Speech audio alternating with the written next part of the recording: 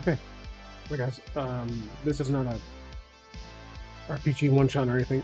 This is a workshop video. A lot going through my mind right now about how to improve our content as far as how I run the RPGs and using assisting material to advance the narrative.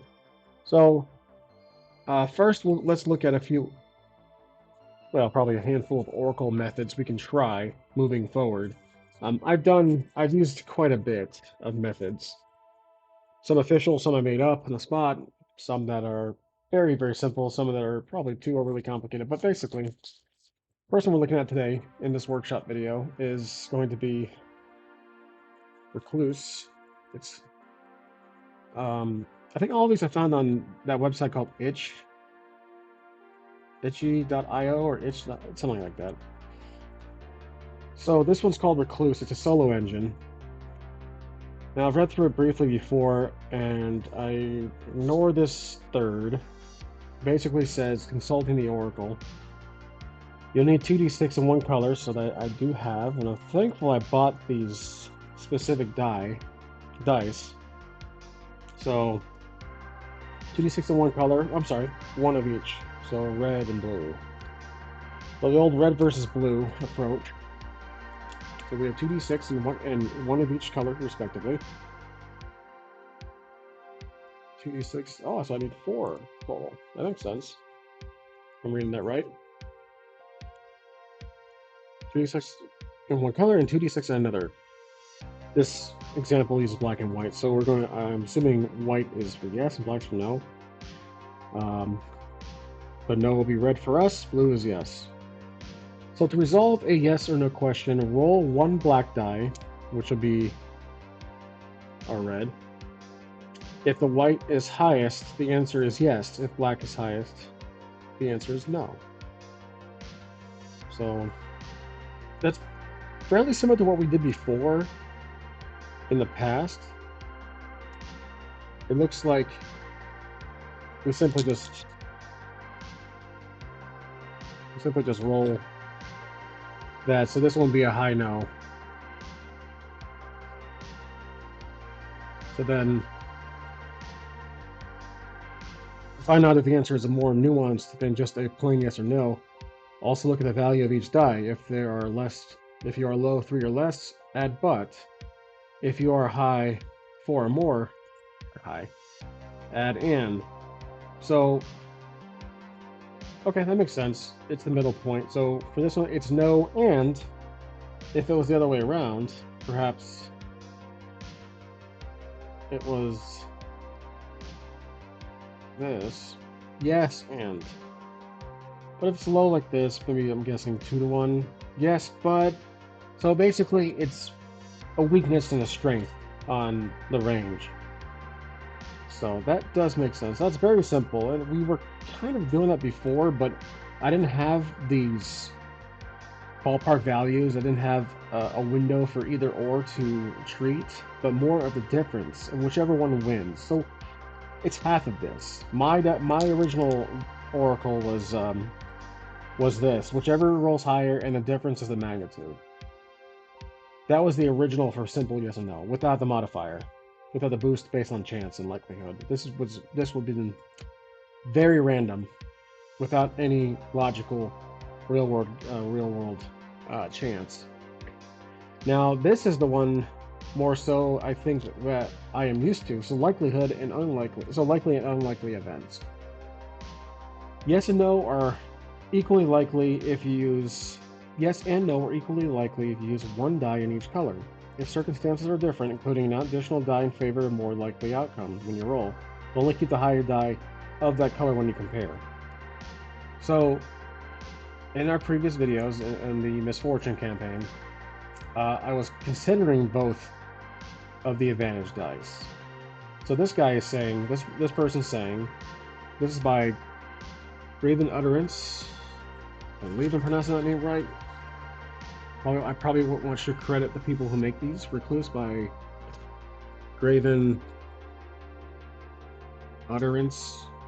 I believe that's pronounced. I don't know if that's a stage name, but um, the way I was doing it was like this. If it's a for sure chance of success, I would count these two blues. What he is saying, it looks like, is don't count the one, but choose the highest of the two. So it is an advantage roll against the no. I can see that. It my the other method for my roll was presetting on a calm situation, a non-chaotic moment, not a kayak, a non-chaotic moment was presetting the chance for success, likelihood, and then rolling the no. But that was often an unfair advantage compared to the no. So it would I think I'm going to trash this roll and modify it to what this gentleman is saying. Because the five would be the victor, three would be not considered. However, the six would pop in there. If there was a 6 no, then it was 3 no, even with the high advantage we have. So that's one method we can try.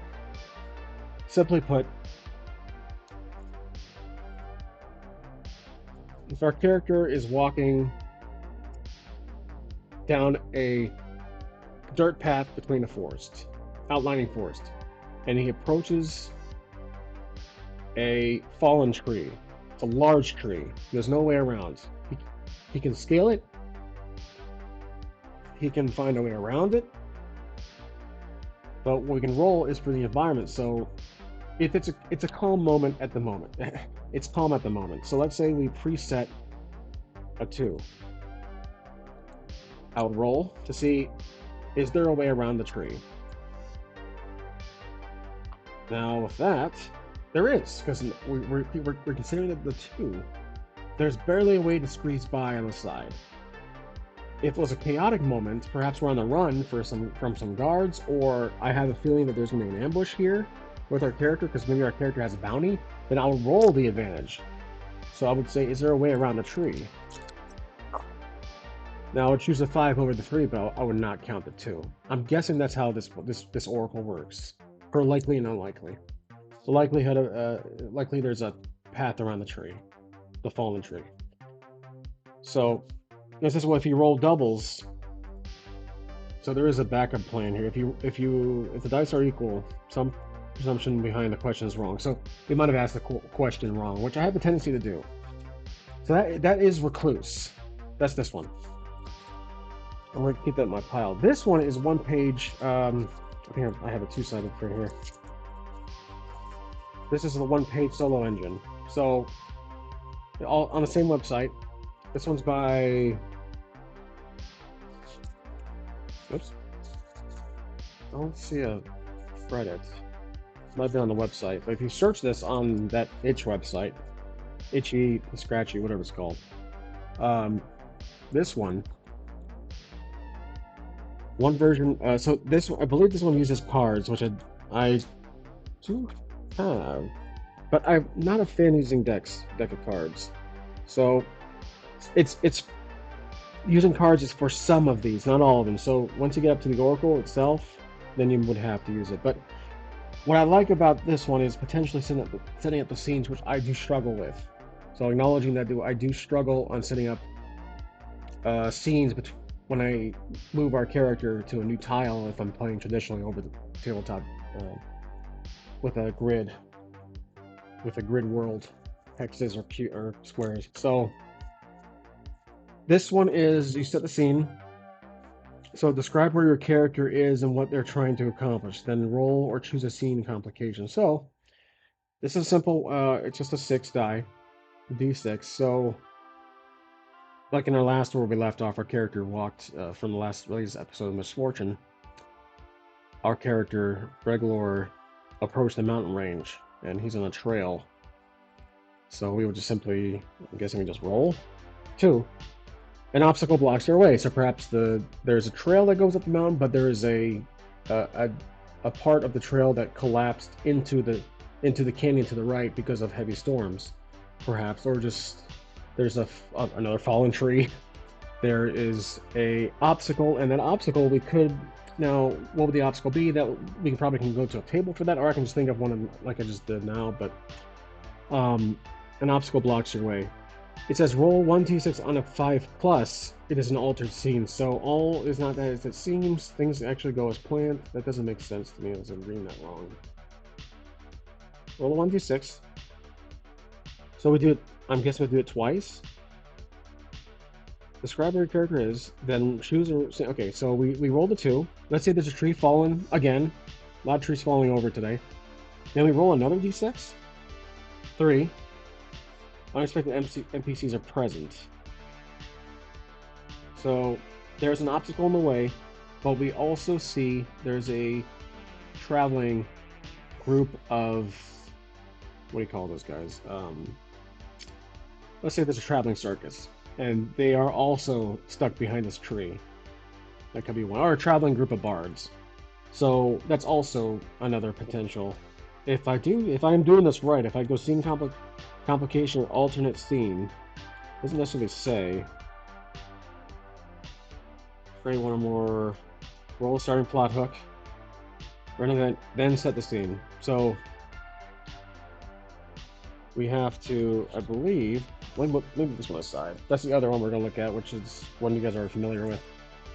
So, how to play. Create one or more characters, which we did. Roll a starting plot hook and random events, then set the scene. So we already did that. Roll plot hook.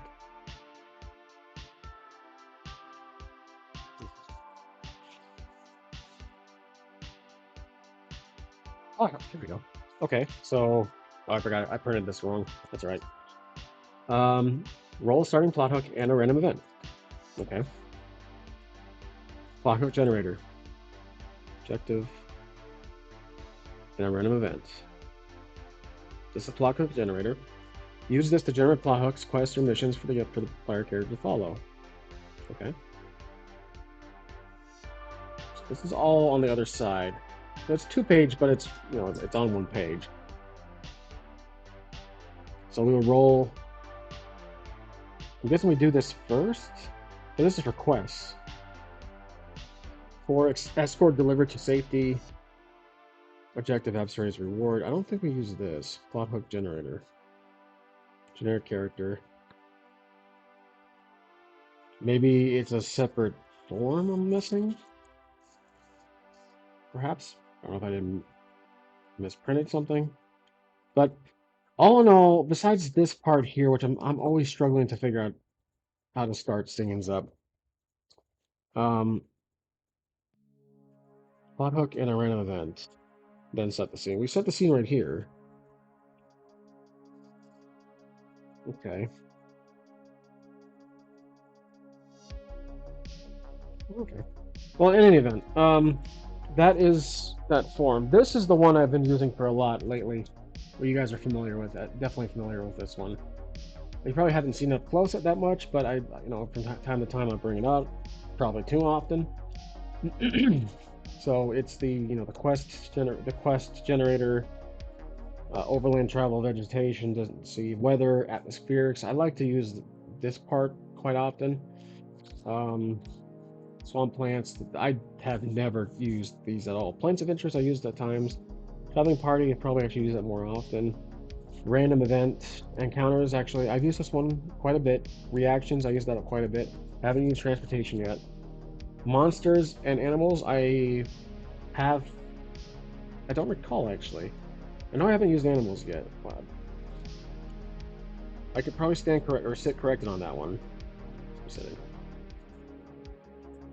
I know I've gone to the Karen one and used their references. Locations I've definitely used that. Size, structures, material we did use it for the metal, for the chains I think, and then the purpose I've used a lot. NPC generators, commoners, highborn, use that quite often. Character traits, I've misused them.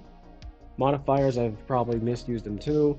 I haven't used, so this, okay, here's this oracle. We should probably talk about the oracle because this video is probably mostly focused on oracles. Now, this one is straightforward also, but it does have those windows, and it does have the very likely, unlikely. All right, so 50-50 in the middle. Let's say I'm trying to figure out if a door is locked. Okay, well, I'll roll a d20. All right, well, yeah, we need a chance. We need to figure out if it's a 50-50 chance. Our character approaches a dungeon, and the dungeon has a locked door on it. Or, well, we don't know yet. It has a door, a gated door we can see through. It has a gated door. It's closed. We've never been in this area before. We don't know anything about this. We can roll to see if we have knowledge about this, but let's assume we don't have any knowledge about this dungeon. This is like brand new to us. Our character comes across this dungeon door. It's outside. So I'm gonna say it is very likely this door is locked. So, and we can't tell. There is no padlock on it. There's no chain. It's just there's a keyhole. So we roll a d20. We roll a d20. 17 would be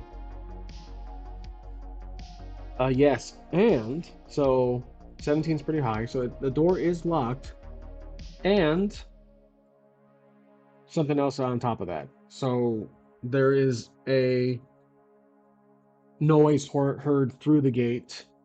We see something down the dungeon entryway, or the door looks very rusted, and it has a. We also see something behind it. I'm surprised my computer didn't crash. I don't think I started. I had just a very quick phone call from work. Anywho, so this chart, I believe, this is something I used way in the beginning when I was first playing solo off camera. A chart like this, just a simple d20 with some likelihood modifiers, and that's it. This one, I did use the d20. I know there's one fan of mine that pointed this out some time ago. I had a video I released that I don't think it's up anymore, but I think I had two d20s and then two modifiers. So I had this other oracle. Let's put this one aside. I'm pretty much done talking about that. This one is this one's great. It's been working well for the most part for the misfortune. It has all the tables. I don't use the oracle and the story for that one. Now, however, this sparked an old memory of mine. This. So I used. Sorry, guys, you're looking at nothing. 1d6. Okay. So basically, here's what I do. I do a complete roll for everything, yes or no, and I even include modifiers for yes and no. Now I'll take out the d20s.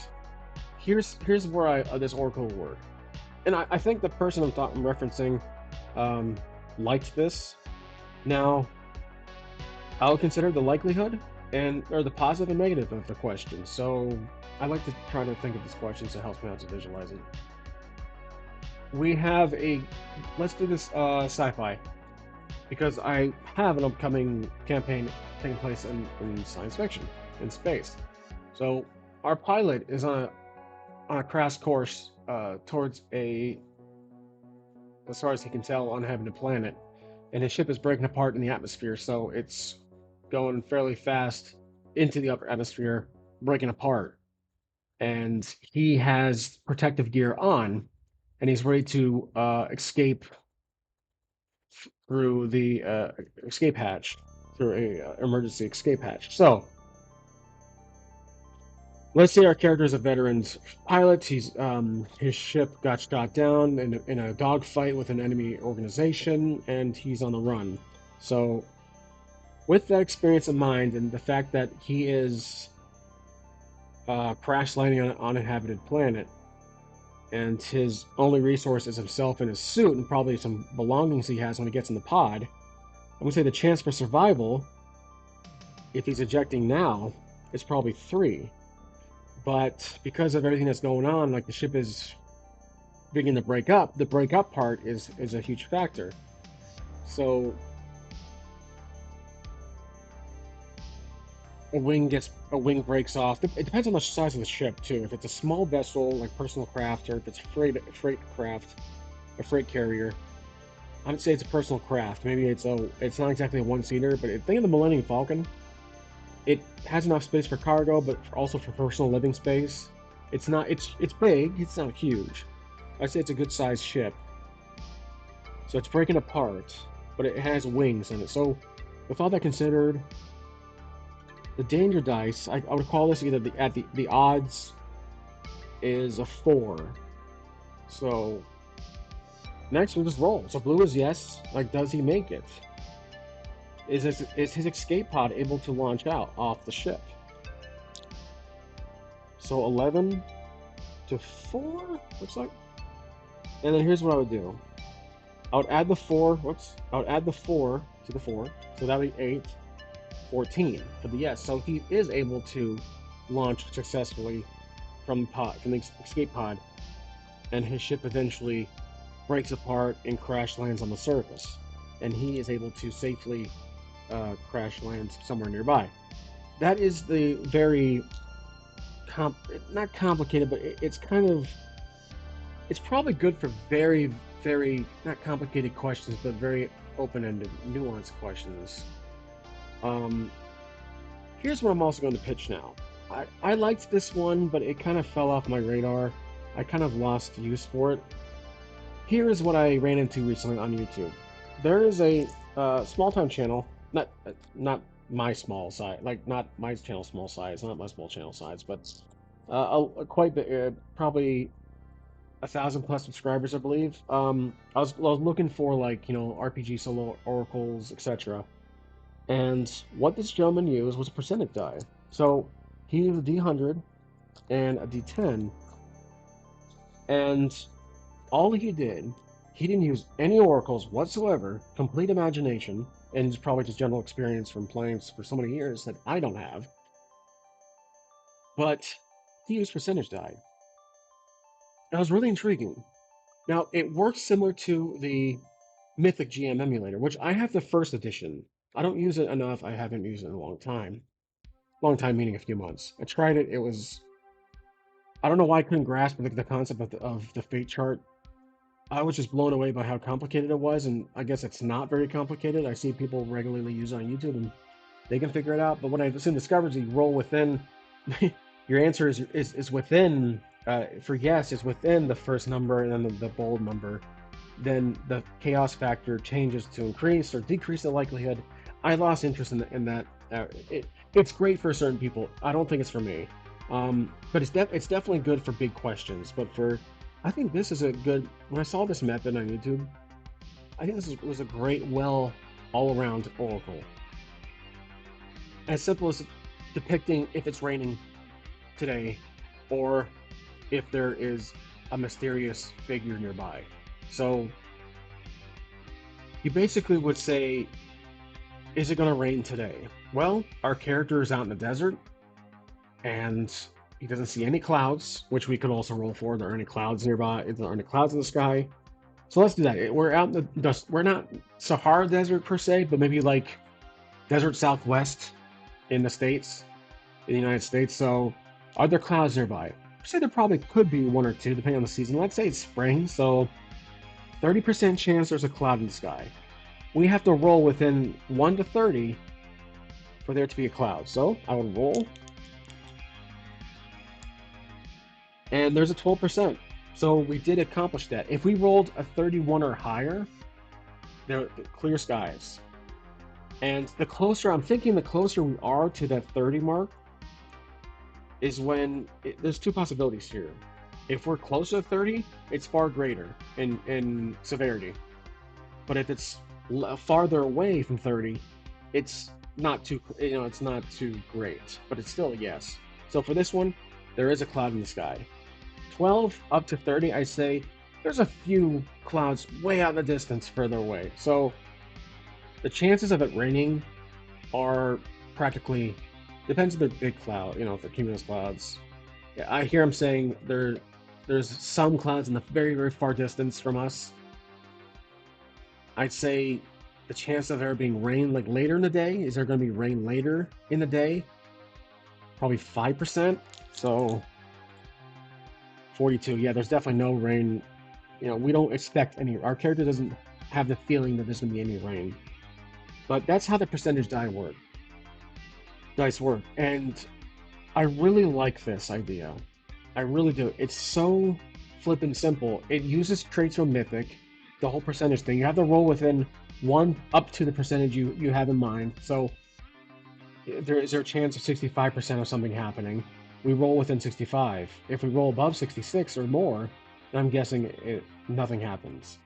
So our character walks into a new area on the map, and he was previously being chased by some bandits, but he escaped them. What are the chances that he'll run into the bandits here? Maybe 45%, I'd say. So we roll 60%. Well, yeah, 60%. So that's a no. We there is 60 from 45. I think he's still thinking about it, but he's not worried. There is no chance that they're gonna find us. So we're safe. I believe that's how this works.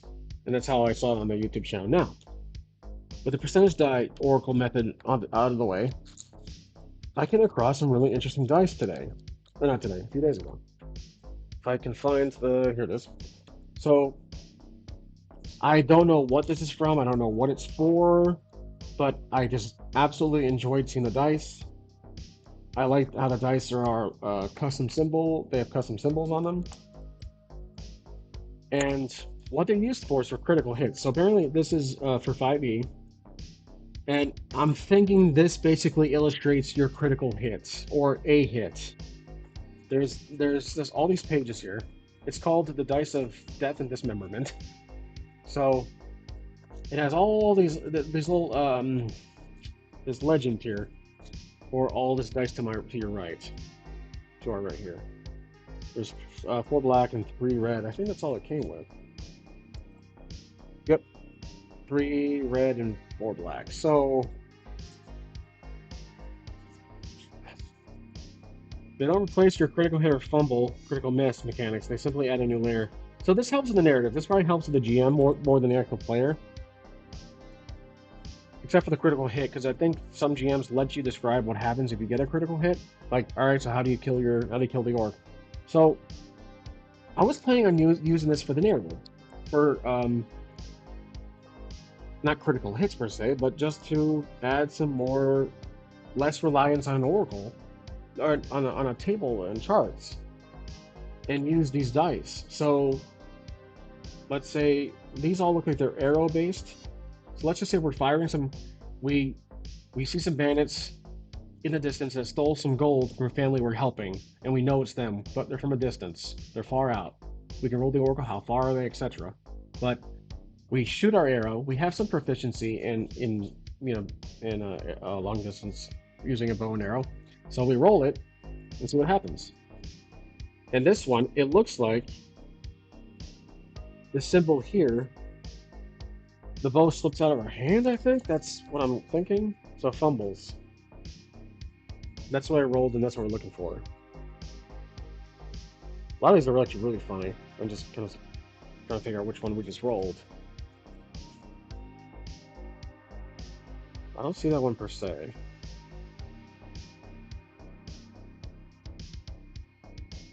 Unless I'm missing it. I don't know if you guys can see it. But I rolled, looks like he drops the arrow or the bow. Maybe we knock weapon out of the enemy's hands. It probably means something else. I think like if the bow slips out of our hand. I don't see the trait. I don't see the symbol for it, but that's okay. I'm probably not going to use this too often, but as I'm depicting that, we knock our arrow hits one of the bandits' weapons out of their hands. So now we disarmed one of the bandits. We shoot another one at the distance, and let's say we can roll. I'm guessing misses are the black ones, and the hits are the red. We roll the red, and we hit someone's hands. Apparently, that doesn't exactly go through. So we're doing a lot of damage on the hands today. So roll it. Okay, pratfall. So one of the bandits falls over, just probably because they're freaking out. They're getting scared from all these arrows flying at them. This is black ones. Ooh, sword stabbing. So these are more melee, it looks like, up close and personal. Conditions, teeth, yeah, teeth go flying, ear gets cut off, slice in the head, really deep stuff. Yeah, I think these are more physical damage, while these red ones are, they look to be a mixture of, it's hard to say really. They're all kind of the same. Some get like backstabber, the pratfall one, break a leg, break a hip, get stabbed in the back, arrow. So these dice kind of have a mixture of different things. I don't know if we're going to combine them. Yeah, get stabbed in the eye and get stabbed in the back. So that is interesting. Again, I got these just for the heck of it. I might use them, but in the end of all this discussion about oracles, the one I'm going to end up using is the percentage die. I'm going to have to get used to it. I'm really used to doing the 2d6s with the modifier. But again, one last example. Our character is in space. He's in a ship.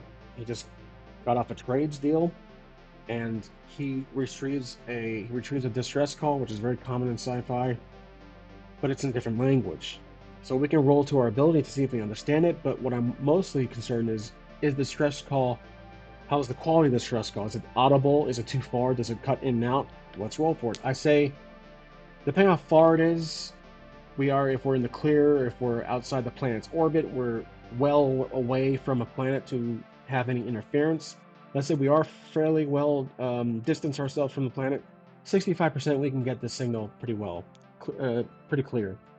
So 82%, which means we have trouble hearing it. So there's that window between 65 to 100, 99 essentially.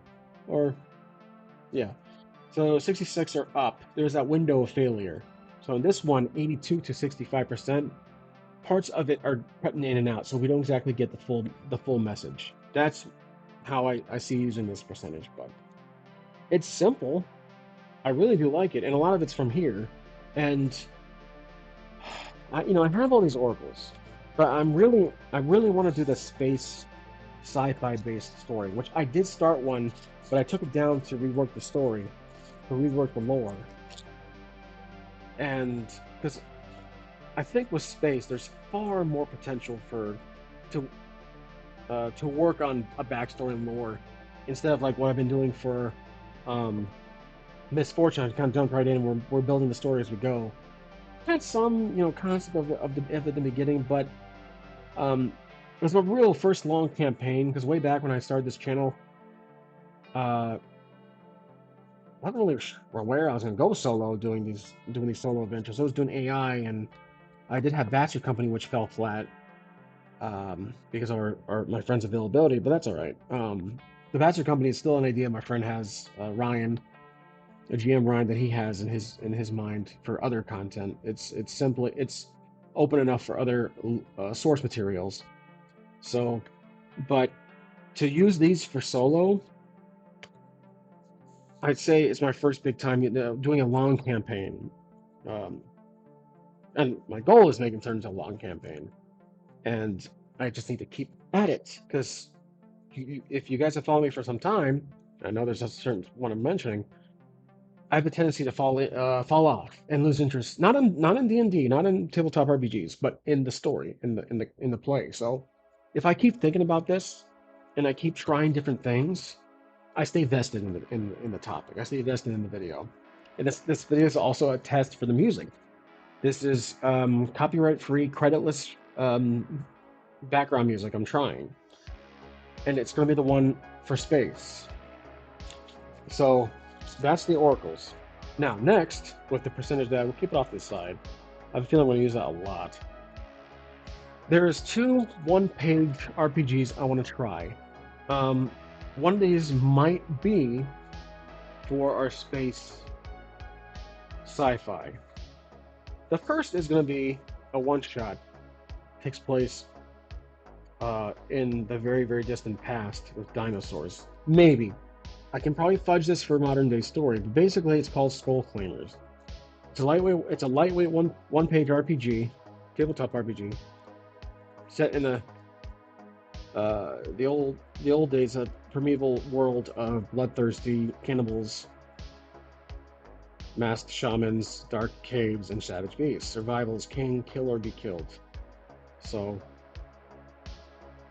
primeval. I'm sorry for mispronouncing that word. I'm just some words just I can't get for some reason. But attributes: primeval, primeval, primeval, primeval. I feel so embarrassed, but I'm moving on. Attributes: you have agility, intellect, might, and spirit. Roll a d6 for each attribute. The result determines your bonus. So within these rolls, you get these bonus points.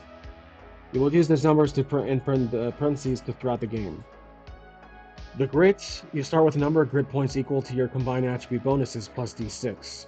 You restore d6 grit points each day. Rolls: you can be a barbarian, headhunter, or shaman. Barbarians can attack twice per turn. Headhunter can spend a grit point to reroll. Spend a grit point to cast a spell for the shaman. Then you have spells. All these spells here. Roll d6 3 times when you cast a spell. So you conjure from the air. Then action test. When you perform an action, I'm going to move this up a little bit. Sorry guys, there we go. Still trying to figure out how to pronounce that word. When you perform an action that is dangerous or requires effort, you must beat the test. Easy, normal, hard. So this kind of has a solo DC thing going here. So you roll a d6 and add the appropriate attribute bonus, which will be from our attributes. You need to roll equal or higher to succeed. You can spend a grit point to put more effort to the test and roll an additional d6. However, you must use another attribute to describe how it ties to the action. Combat. During combat, it's really simple. You attack, deal 1 damage to a monster. Defense, ignore 1 damage for a monster. It's attack. And then this is what you can do. So you can move once and perform a single action. Damage and death. Each time you suffer damage, lose 1 grit point. If you lose all grit points, you must reduce 1 or attributes by 1. So that's like the Karen system. If at least 1 attribute is reduced to 0, you die. So, and I was really hoping to try this one out for one shot, but I have one over here that I'm really intrigued to get to. This one has all the basic elements for an RPG. Monster stats, and you have the monsters. You have a chance. They have how difficult they are. They have a chance to attack. When the hero finishes the turn, the monster has a chance to attack. The health: when a hero deals damage, reduce monster health by 1 point. Damage: the amount of damage the monster deals to a hero if a hero fails to defend. So these are all the difficulties. So the numbers are really caved into, not intended, into the d6 window. Primeval. I believe that's still in my head. Primeval. I think I said that once out of the 12 times I tried. Primeval. So and these are the available monsters in this lore. So this can be a good rough draft to modify and expand it for current day or for recent stories. But I like this one, Smoke Rivers. It's pretty decent, and we can try it out. The next one I want to use for the space one is Lasers and Failings. This one really caught my eye, and both of these are available on that itch website. This one's really intriguing. It's really simple. There's no health stat tracking, and there was nothing about combat. So I'm thinking this would work well with narrative and my system for combat, which was the dice against dice, which was my own rules I was working on that I shelved. That is incredibly similar to this one, FYI. So I knew about this one for a while, and I kind of figured that I could try traits like this to make my own, but in the end, I didn't exactly went through with it. This one, though, Lasers and Feelings. You basically choose a character, choose a style of character: alien, android, dangerous, heroic, hotshot, intrepid, savvy. You choose a role for your character: doctor, envoy, engineer, employer, pilot, and scientist, and soldier. Then you choose a number, 2 to 5. A high number means you're better at lasers, which is technology, science, cold rationality, calm, precise action. A low number means you're better at feelings, intuition, diplomacy, seduction, wild passion, action. So basically, between D&D terms, it's more like, I would say, all your physical traits and knowledge compared to charisma at that point. Give your character a cool space adventure name, so it's like Sparks McGee or something. So RevX, I don't know, Rebel Scum, just something random like that. Um, Mr. Red, I don't know, just some random name. So you have a uniform which has all the perks of being in space.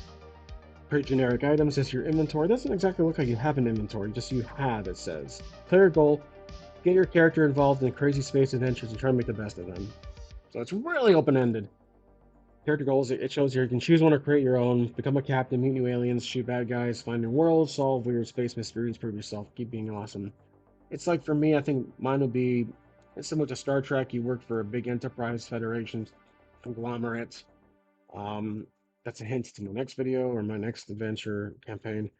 Um, Create the ship, then you actually have to create your own ship. So this one I would modify because this has its own little lore behind it. You have your ship is called a Raptor, and your mission to explore uncharted regions. While you defend this captain that's been overcome with strange psychic entity. I'll probably crash this whole thing and just create my own ship and just do our own story. So I like the base of this is really interesting.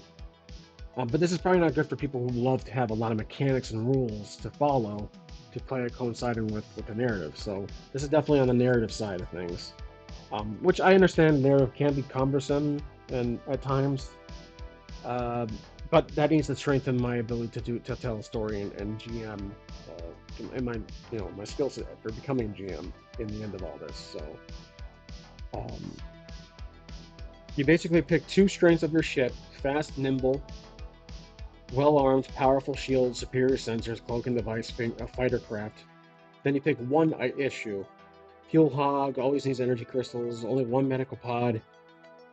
It says here Captain Darcy is in it, which I can ignore that. Horrible circuit breakers, grim reputation. The ship is known to be formerly owned by a crime, a well-known gangster or something. You won it off a game of cards, like from Star Wars or something. Um, then you roll the dice. So with d6s, you would basically just when you want to do something risky, you roll 1d6 to find out how it goes. You roll 1 plus d if you're prepared, uh, 1 plus d if you're an expert. So that's essentially 3d6s. So for my case here,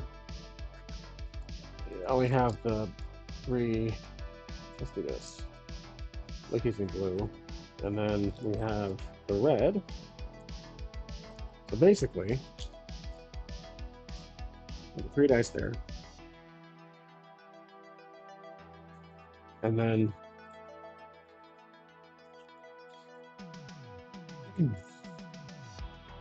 so if you roll all 3, so if we're tech savvy, so we're savvy and we're prepared, our system console explodes and there's a bunch of sparks flying everywhere, and we're being chased by an enemy craft. We need to fix this thing on the fly. We're really well known for being very tech savvy and fixing things on the go. So we got jerry rig something with the console. So that would be our first general roll, and then I think the blues would be the additional. So we're prepared. Well, we're not really prepared. It happens all of a sudden, so I'm not gonna include that one. Like we're not probably not prepared. We're prepared if we have tools on ourselves, so I guess I will consider that. So now we are an expert, so that's a third dice.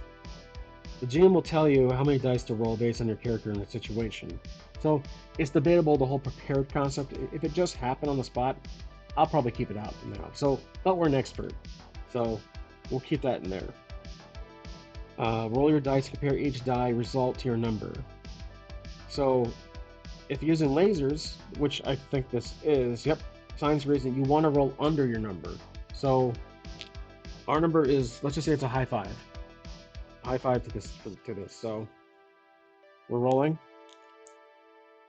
and we both rolled a 3, which means we are, I believe, if none of your dice succeed, it goes wrong, which we did succeed 2 of them. If 1 die succeeds, you barely manage it. If 2 dice succeed, you did it well. Congratulations. I was able to fix it in time. It took some sparks. It took some potential. Took some time, but we were able to fix it. So the first one It inflicts complication, harm, or cost. Second one, we got it done. Took some time, but we got it done. The third one, the third dice, if we had 3 dice, get a critical success. I'm guessing if you 3 dice succeed, you get a critical success. The GM tells you some extra effect you get. So if it was, 3 3 1, underneath 5, as we said earlier, then we were able to get it to work, and then our warp from earlier that was busted, we got warp back up and running. So that would have been the extra treat. It's the frosting on the cake. Now I'm thinking if our character was a pilot, or he's an android, or he's heroic. Let's say he's heroic, and he's a pilot from here. But that would be a 2. A low number means you're better at feelings. So we're more just a pilot. We're the leader. We're not exactly tech savvy. We don't get our hands dirty. We just fly the ship. We have people to do the dirty work essentially. Now, if you're using feelings, report, passion, you want to roll over your numbers. So we're stuck with that. We have roll 2 when we're on the feeling side. If we're using feelings. That's the thing that confuses me. Choose a number. Oh, okay, so no, we would have to use lasers. This situation doesn't call for feelings. So I believe I see what's happening here. Our number 2 is what we're stuck with. So we are rolling 1 die. We weren't prepared for this, and we're not an expert, so we're stuck with the 1 die. So that console explodes. We're just a pilot, and we're a hotshot or heroic. We rolled it. We rolled the dice. We rolled 2 if you want to roll under your number, which we're not. So we failed. It goes wrong. The console's still on fire. We have to go back up plan. We have to ask anyone else to help, or we call someone to help repair. So that's kind of how I see it. But if our character with a 2 is trying to convince someone to fix the ship, who doesn't, let's say we have a tech-savvy person who is scared out of their mind and they're too frightened to fix it, we try to convince them to do their job and fix the ship, as we are the commander, the leader, and the captain, the pilot of the ship. Then we're trying to convince them. That'll be 2. We gotta roll over the number. So we do that for rolling the d6. We're not prepared, maybe, but we are an expert in feelings. So we're better at feelings, a low number. So we gotta roll over the number. Doesn't say if you roll. Oh yeah, if you roll it, then it's a special success. Okay, so we're easily able to convince our tech-savvy person, a craft mechanic, that he can do it. He can do it. We have to trust him, and he's able to help out. But that's to convince him. Then we will go to his character to roll for the lasers. I believe I'm doing that right, but that's how it works. So a roll of laser feelings counts as a success. So when you get your number exactly, I think exactly meaning 2 in each one, or if you roll a number exactly, you have laser feelings. Critical success. If you roll your number exactly, does it have to be on one of the dice? That's the part I'm confused about. I might ignore that. I do like the third one, though. If you 3 dice to succeed. In any event, it does have some solo material here, or for the GM itself. You basically roll for the beginning of our story, which the threat would be cyber zombies, so space zombies, or a breakout like a flood from Halo. The flood's on a ship. They want to steal or capture our ship, so they have some sentience, apparently. They're stuck on one craft, and they want to spread from ship to ship, or from world to world. Whoops, let me try that again. They are in ancient space. They have an ancient space rune that probably the flood, this parasite alien came from. So it's probably on the craft itself. The craft was probably an expedition craft, and they discovered this ancient artifact on a planet, and it turned out to have the flood on it. So then they basically want to, well, it says fix everything, but this parasite race this hive mind, Grave Mind from I think that's Grave Mind from Halo. He wants to fix everything, create everything in his own image, like the Borg, essentially. So just not as annoying and irritating. So yeah, that's how that works for starting your creating space adventure. And then you run the game. Um, it basically says play to find out how they defeat the threat, introduce the threat by showing evidence of its recent badness before a threat does something to the characters, show signs that it's about to happen, then ask them, what do you do? Call a roll for the situation uncertain, don't pre-plan outcomes, let the chips fall the way they are. So there is no mention of combat. This was the only page online. So my combat system was essentially the dice against dice. The whole entire party against the whole entire party. So basically, you roll a d. It'll be like a d6 against d6. Enemy would be that. So narratively, we would track health. Inventory is basically that. Not much on backstory if we were to go on that. A backstory is pretty much within the character styles and the roles. But it would be like this: blue is us, red's the enemy. Okay, so the enemy gets a first shot on us, and I'll just do that. So I'll do it again. We're able to fight back. Maybe we take out a few of them. I'm talking about the parasites of the flood. They managed to injure a couple of our characters if it's a party of four. That's how I would do it. It'd be such a simplistic approach to combat. I know a lot of people not like that, but I think for this particular game, which will be the engine, that would be it. So, and also, I want to go back to something I was talking about earlier. That the one problem I have on my channel is I've been trying to reinvent the wheel too often, trying to make my own engine, which at first I had a huge inspiration from Skull Claimers in the past. That was a couple of months ago. And then recently discovering this, combining them. Possibly, I like the system with this, rolling the dice. It's good. I like it. But this one's very widely narratively open. Huge on narrative. With some mechanics. This one, a lot of unanswered questions, but it has mechanics to follow. It has the very, very basic mechanics. What if I combine these together? Skull lasers. Like that would be intriguing. So, in proper credit to where credit's due, this one is right here. It has all the benchmarks here, copyright and the fair use, Creative Commons, etc. Make your own. And then it has Skull Claimers only. Oh yeah, I'm sorry. From John Harper, 2013, way back. And then this one is from Galstick, I think. There was nothing about copyright on this one, but this one's also, I found both these on that website I mentioned earlier.